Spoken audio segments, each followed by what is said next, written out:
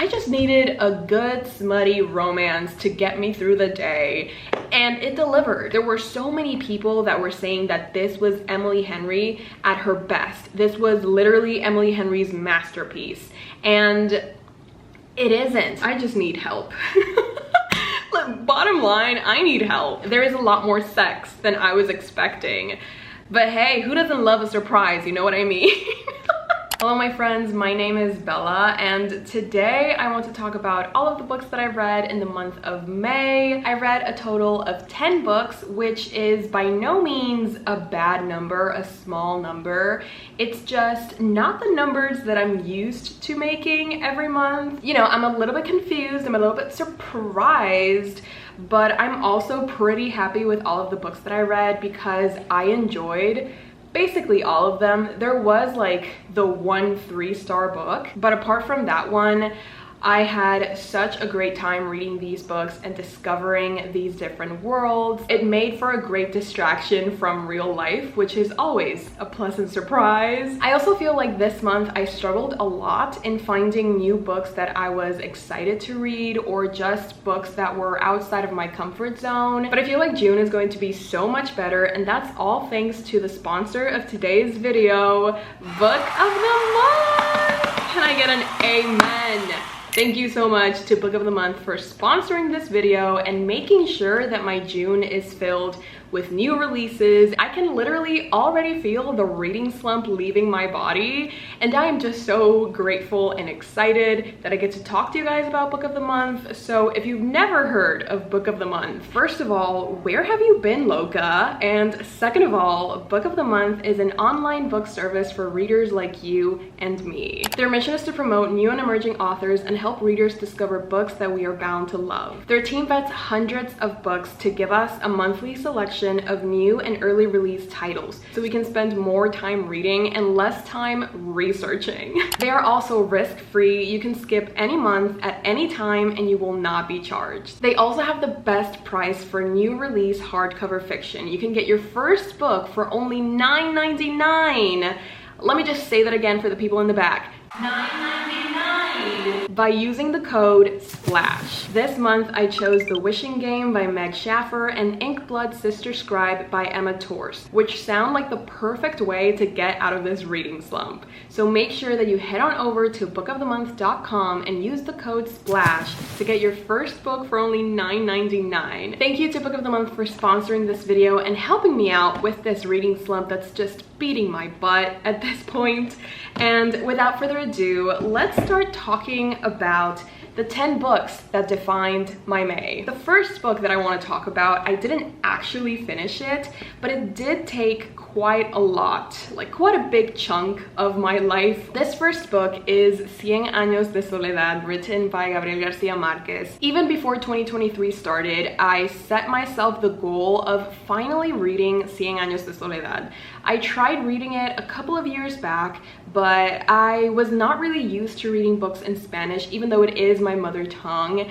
I just never got the chance to study Spanish literature, and when I first tried to read Cien años de soledad, I was honestly overwhelmed by the amount of words that I had never heard in my life and that I didn't even know the definitions of, and I just felt very stupid, very dumb. I felt like this book just wasn't for me, like I wasn't ready for what this book had in store. So whatever this book was selling, I could simply not afford at the time. But this year, I made it one of my biggest goals, one of my most important goals as a reader, to finally try this again. And this time around, I'm actually doing it as a buddy read with 2 of my friends, and I am so grateful for them because honestly, if it weren't for those 2, I would have DNF'd this. I would have given up. I don't think I trust myself enough to push through this alone, and the fact that one of our buddy readers is actually loving this a lot more than I am, if I may add,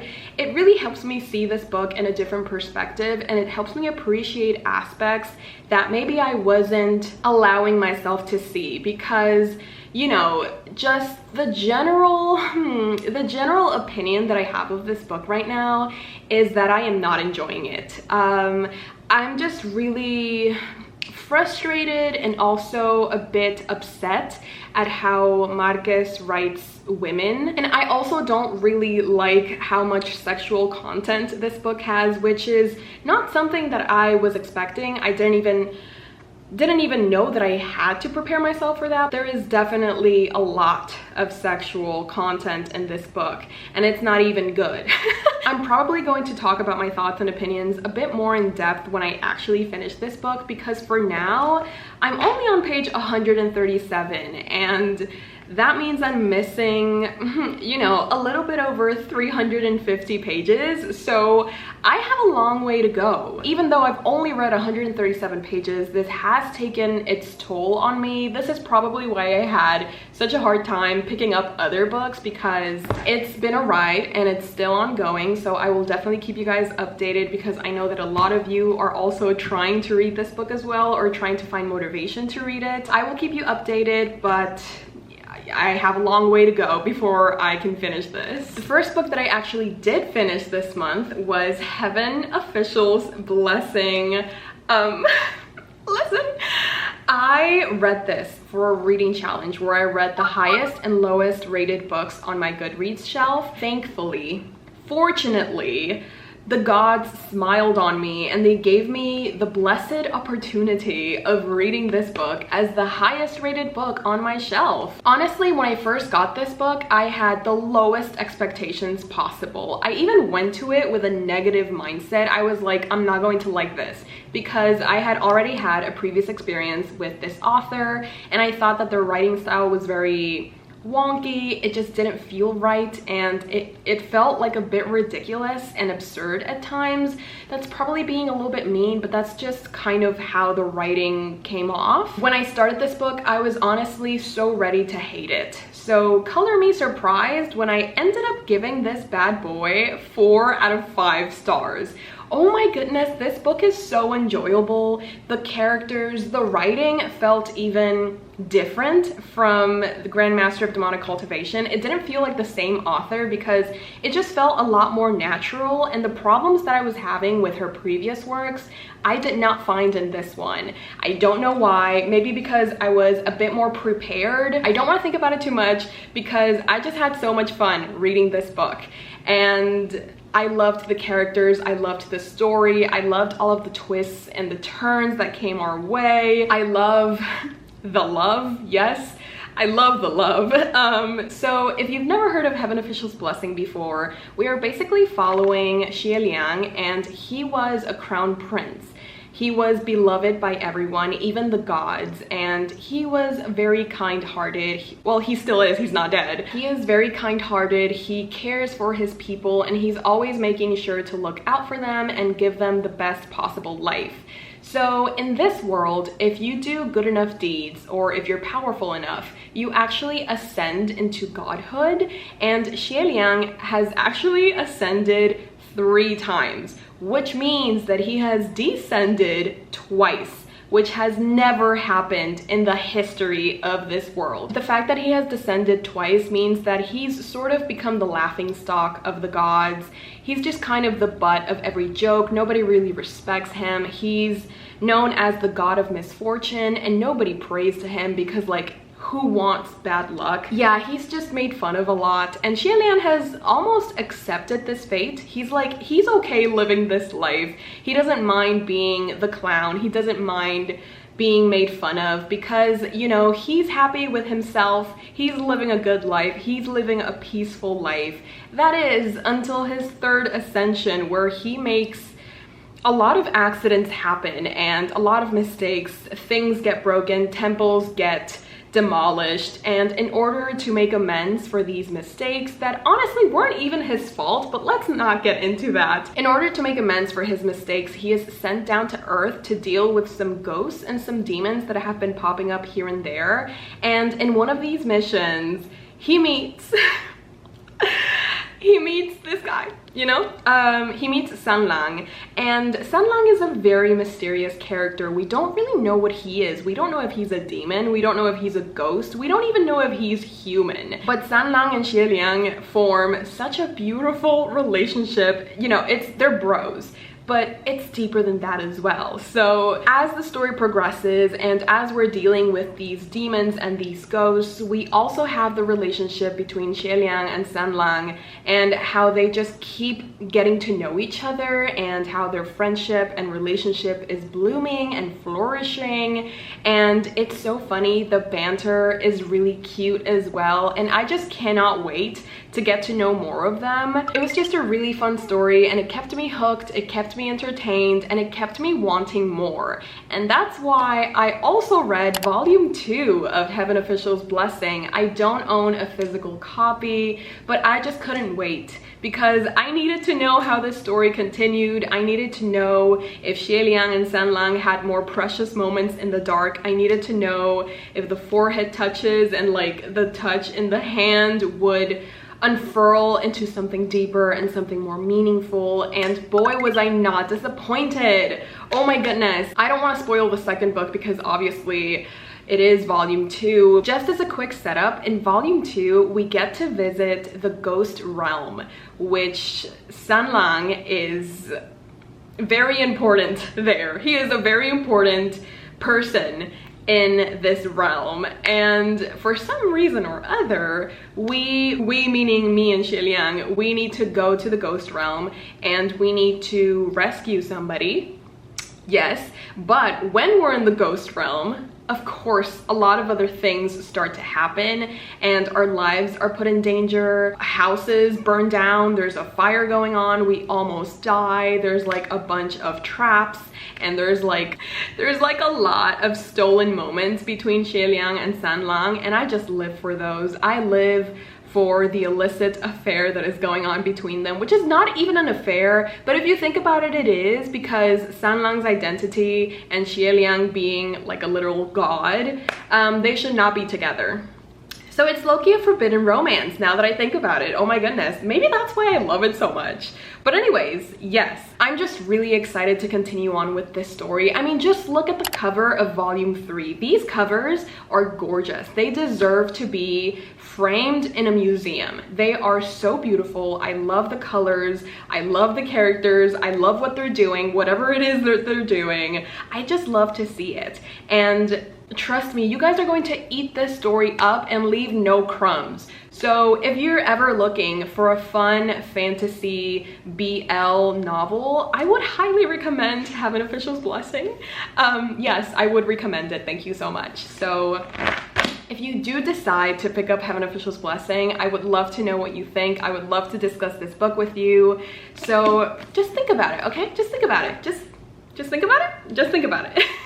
Next up, I read my first and only manga of the month. I think this is also the month where I read the least amount of manga. I don't know why. Anyways, the one and only manga that I read this month was volume 9 of Attack on Titan.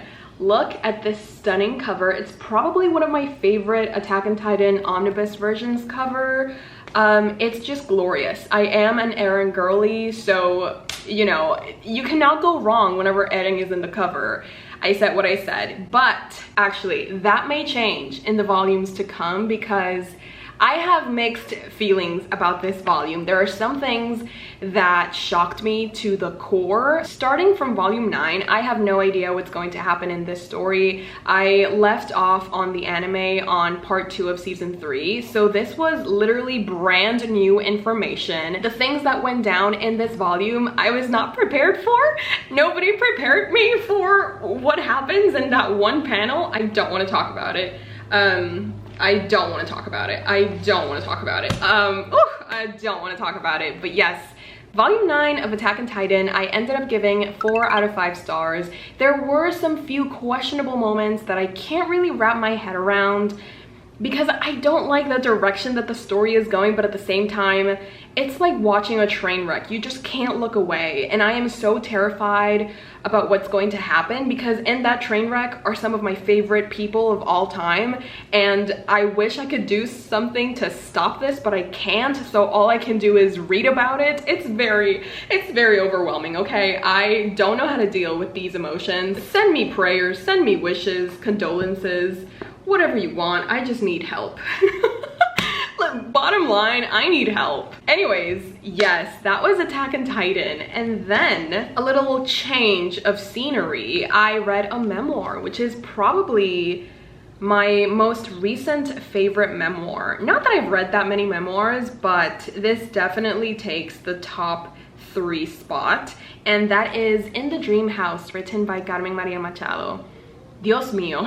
Yeah, this is one heck of a book, my dude. In this memoir, Carmen Maria Machado tells us about her very toxic and traumatizing relationship with this woman who abused her both emotionally and psychologically. One of the things that Carmen Maria Machado mentions is the fact that when this was happening to her, she had no one to talk to, and also nobody was talking about this topic because apparently it's taboo in the community. Like, you don't want to tarnish the reputation of the LGBTQIA plus community because it's already going through so much. Like, they're already fighting for basic human rights, and on top of that, to add the fact that at the end of the day, they are just literally human beings who can also have dysfunctional relationships, it would be too much. So many people feel like it would jeopardize what they've fought so hard for. So Carmen Maria Machado, as well as talking about her relationship, she also talks about the politics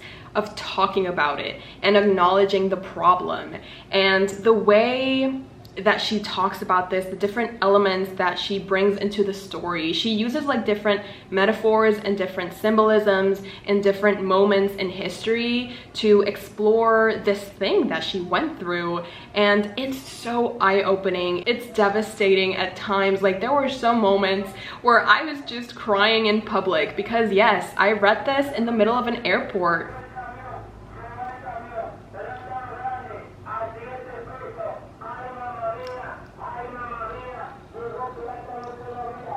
Somebody selling plátano a 7 pesos.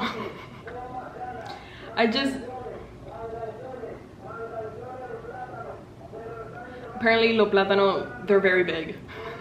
Why am I translating this to you? It's because I have nothing else to do. I just need to wait for them to move.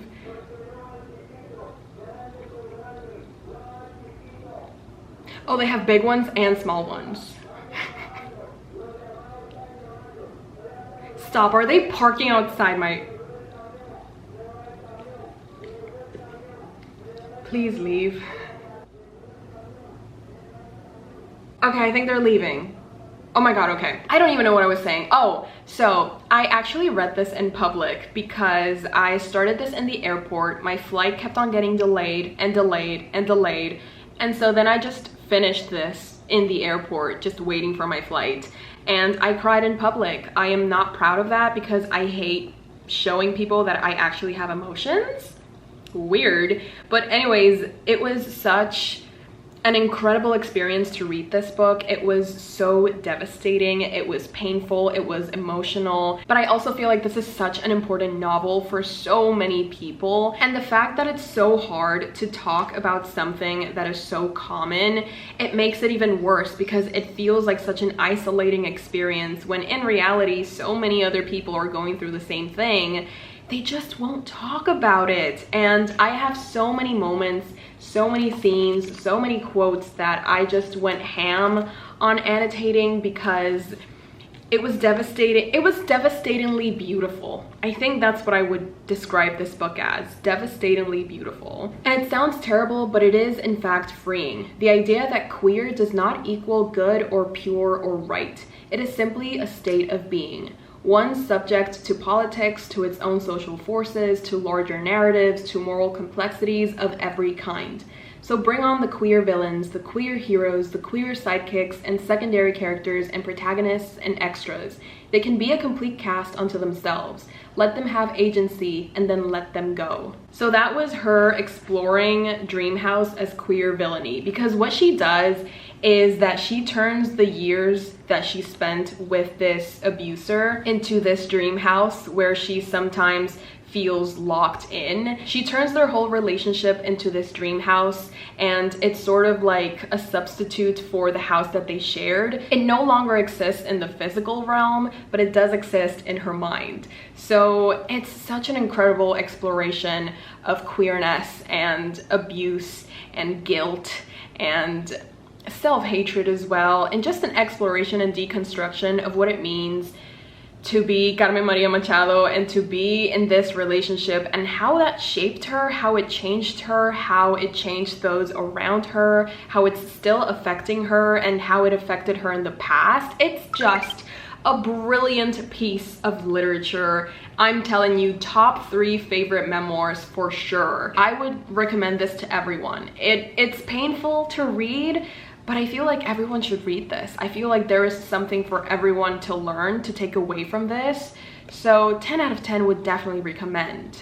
To spice things up a bit, the next book that I read was like the complete 180 of In the Dream House. Let me give you a little bit of a backstory. You know when you're just like scrolling on Instagram or TikTok and you're just watching reels or TikToks and you come across this random reel that's talking about this random scene in a random book, but that scene is so juicy, it's so scrumptious that you kind of hyper fixate on this one reel, and suddenly you need this book. You need to read this book because of this literal random out of context scene that you saw while you were scrolling through Instagram. That's kind of what happened to me. No, that's literally what happened to me. I was scrolling on Instagram when I should have probably been doing something a lot more productive, but hey, we all have our weaknesses. But anyways, I was scrolling and I came upon this one reel. It was about this hockey player, and apparently he was injured in the game, and he was telling his girlfriend to like come to him, to hug him, to like kind of comfort him. And the girlfriend was like, oh my god, no, I don't want to intrude in your family time, because his mom and sister were also there. And she's like, oh no, I don't want to get in between that. And then the guy was like, don't make me beg. And you know what I mean? Like, you know what I mean? I don't know what I mean, but as soon as I saw that reel, I was like, I'm getting that book. I'm getting that book because I have to read this scene. I need to read this, okay? I've never read a hockey romance. This is my moment to shine. This is my moment to open myself to this whole new world and see what happens. So this book is called Lucky Hit by Hannah Cohen. Long story short, I gave it 3 stars. Listen, it's a good time, it's a fun time, but if you're looking for something a little bit more meaningful, with a little bit more depth, with 3-dimensional characters, that is not what you're going to be finding in Lucky Hit. This is literally just a good time, not a meaningful or memorable time. I'm sorry, I just have to say, I just need to speak the truth. This is just a smutty good time, my dude, and sometimes that is what you need. Like, especially after I read In the Dream House, I was so emotionally shocked and emotionally spent that I just needed a good smutty romance to get me through the day, and it delivered. Lucky Hit is about this hockey game. We're following, actually, I think it's dual point of view. So we're following the guy and we're following the girl. The guy is a hockey player and he moves from his town to another one. Obviously he moves, and he joins this new hockey team, and like immediately he's a hit because he's super talented. He has some issues with his family. He's trying to support them, but he's so talented. Basically, he's loved by everyone. He has 0 faults. He's perfect and he's super hot, and he's constantly being hit on by every single person. And then we have the girl who, she has sworn herself off from hockey players because she had a really bad experience with the first hockey player that she dated. But as soon as this new guy walks in, she's like, I forgot about my rules. Suddenly I cannot read. I'm gonna gaslight myself into thinking that I never thought hockey players could be bad. Literally by chapter 5 or 6, they were already making eyes at each other. They were already planning what they were going to do later that night. And it's honestly a little bit of a whiplash because this girl is so adamant about not dating hockey players, but then she meets him, doesn't know anything about him except the fact that he's hot, and suddenly it's like her morals are non-existent. It's like her trauma does not exist. unless it's convenient for the plot, which is another thing. This book kind of feels like a collection of those tropes that make the story very interesting and give your character a traumatizing backstory, you know, so that you can empathize with them. But at the end of the day, they don't really amount to anything because they kind of just disappear. They don't really truly add anything to the story except for the drama of that one chapter. So, you know, once again, good time, fun time, memorable and meaningful and deep. Look somewhere else. This book did create this chain reaction of where I just needed more smut in my life. Like literally, I've never been the biggest smut reader, but for some reason, May, that's what spring is bringing me, some smut. It's springy smut. I don't even know what that means. Oh my. Okay, so anyways, after I read Lucky Hit, I was like, I need more books like this. Probably, like, hopefully with a little bit more depth and, you know, the characters, they could possibly have a tiny bit more personality. I would not be mad about that. And then I remembered that I was actually in the middle of reading the Twisted series by Ana Huang. I had read the first two last year and then I never continued. So I thought, hey, this is the best time to continue and read the last two books that I'm missing of this quartet, which were Twisted Hate and Twisted Lies. So this is a series of companion novels and there's a total of 4 books. In each book we're following a different couple, but they all have the same cast of characters. So for example, the 3rd book, which is Twisted Hate, we're following the brother of the main character of book 1 and the best friend of the main character of book 1. So, you know, they're kind of all connected, but you don't really need to read all of them to read one. So in Twisted Hate, as the title states, the 2 main characters absolutely hate each other, but they are constantly forced to interact. You know, so even though they hate each other, they have this crazy chemistry because of course there's a very thin line between love and lust. So eventually they're like, okay, should we just like have sex? Should we do something about this sexual tension? And they just kind of start doing it everywhere at any moment in time. It's a very sexual book. It's probably, out of the 4 books, this is the one with the most sex in it, if you're interested. Like the smutometer, off the charts, literally broke the meter. But I did enjoy Twisted Hate more than Lucky Hit because apart from the sex, I feel like there's also more depth to the characters and their backstories don't feel as tropey as Lucky Hit did. Like these feel like actual characters with actual situations. Like our main female character, she is a lawyer and she's working her ass off to get into a very good college. And our main male lead is a doctor and he is struggling with that because it's a very hard profession and sometimes he loses patience and it hits him very hard because he thinks he's guilty. And like the discussions that they have with each other are just very mature and they're actually pretty deep and meaningful, which is what I was looking for in Lucky Hit. It's what I'm looking for in all of the books that I read, but sometimes you just have to accept that some books are just fun and you won't really get much out of them, which is totally fine as well. But with Twisted Hate, I think that Ana Huang does a really good job at making these characters feel real and also giving us some good times. And the same with Twisted Lies. In Twisted Lies, we're following a social media influencer and this very rich and hot businessman who is very good with computers. In this one, she has a stalker, and because of that, well, he works in computers, but he also works with like security things. So because of this, because they meet each other, you know, happenstance, fate, whatever, destiny, they actually end up living in the same apartment and they actually end up living together. At one point there is like the singular bed and they agree to pretend to fake date. Yes, we do have the fake dating trope. I live for the fake dating trope. They pretend to fake date so that our main character gets more followers on Instagram. Yeah, it's a power move, okay? We respect a girl boss who knows how to manipulate her audience, apparently. Okay, Okay, now that I said that, I don't think I stan. Anyways, there's a lot of things going on in all of these books, but I actually ended up enjoying both of them a lot. I liked it. I think I read each one in a day because I just could not put them down. I really enjoyed the banter between the characters, and the chemistry was off the charts. I think I prefer Twisted Lies a bit more because it has more content besides the sex. In Twisted Hate, since it is like this relationship that is based on the sexual tension between them, there is a lot more sex than I was expecting. But hey, who doesn't love a surprise, you know what I mean? When I finished these two, my smut era also finished. I moved on to other pastures.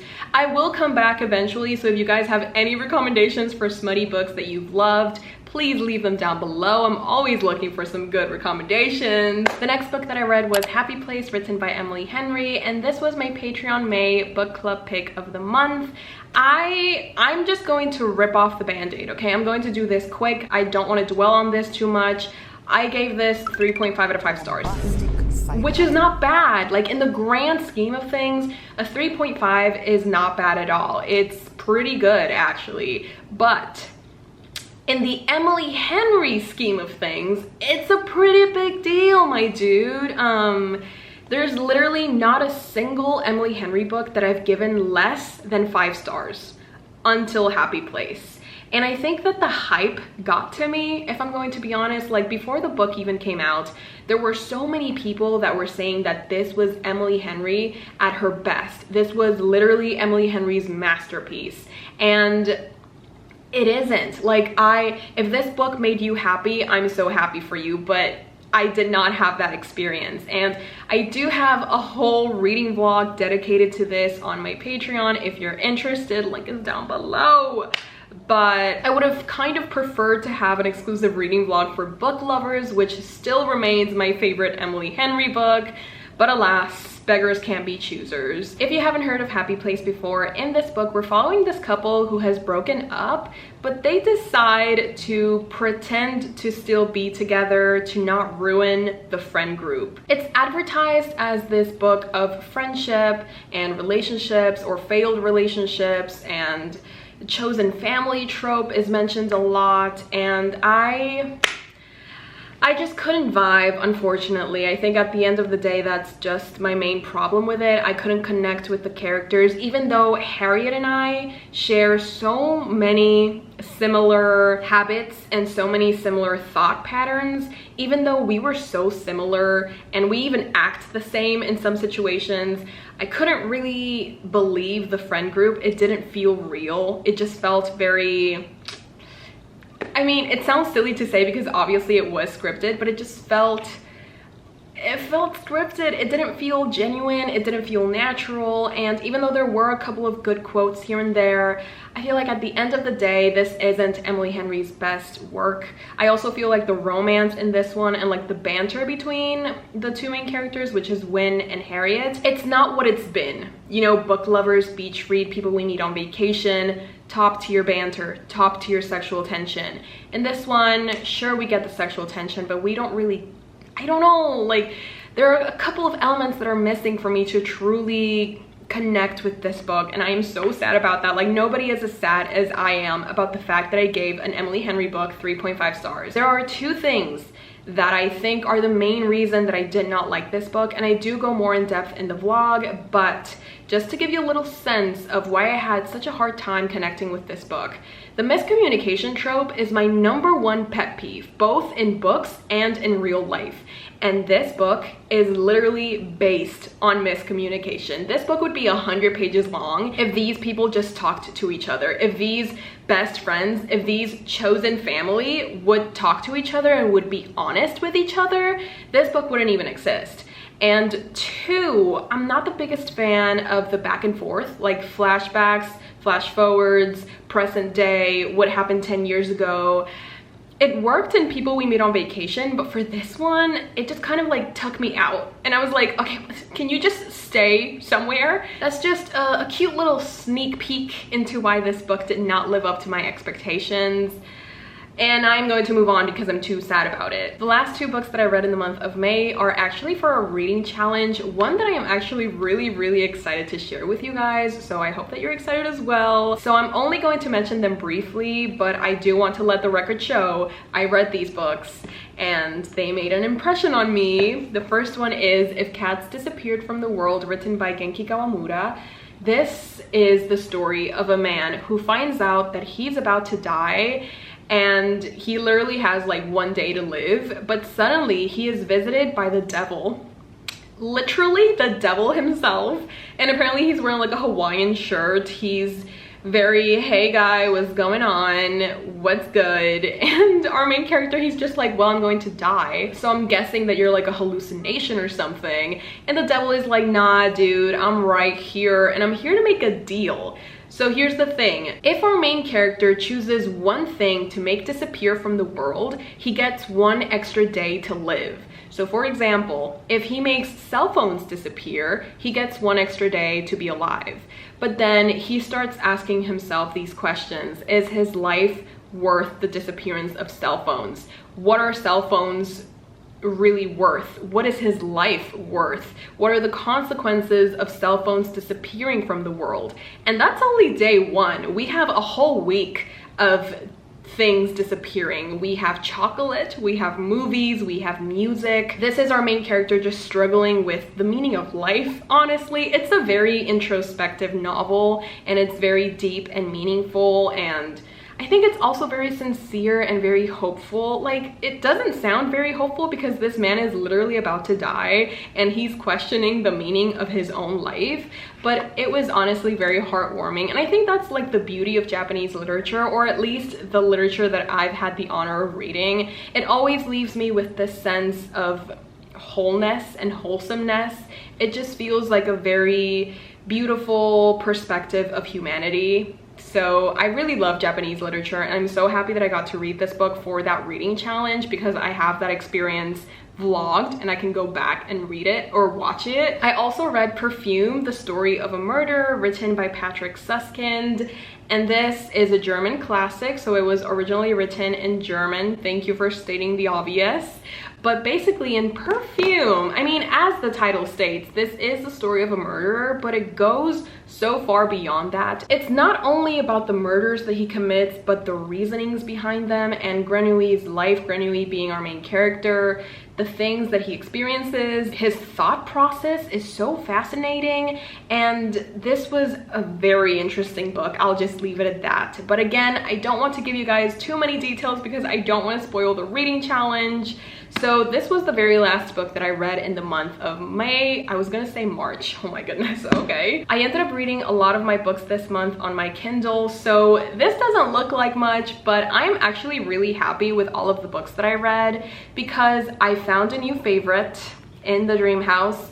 I was pleasantly surprised by another, and I'm discovering that maybe I'm a Japanese literature stan, and I'm so happy that I'm discovering this new world. I'm really happy with all of the books that I read this month except Happy Place, which is very ironic. But anyways, these are all of the books that I read in the month of May. Let me know how your reading month went. Did you read any good books that you would like to recommend to me? Did you read any bad books that you want to warn me away from? Let me know all about it in the comments below. If you're still here, please leave this emoji in the comments below so that I know that you're a true simp and you stayed on to the end. I really hope you guys enjoyed this video, and if you did, please remember to like and subscribe and leave a comment. It really helps my channel out and it helps me stay doing what I love to do, which is these videos for you guys. I also have a Patreon where I post exclusive content. I host monthly book clubs and reading sprints and all of that good stuff.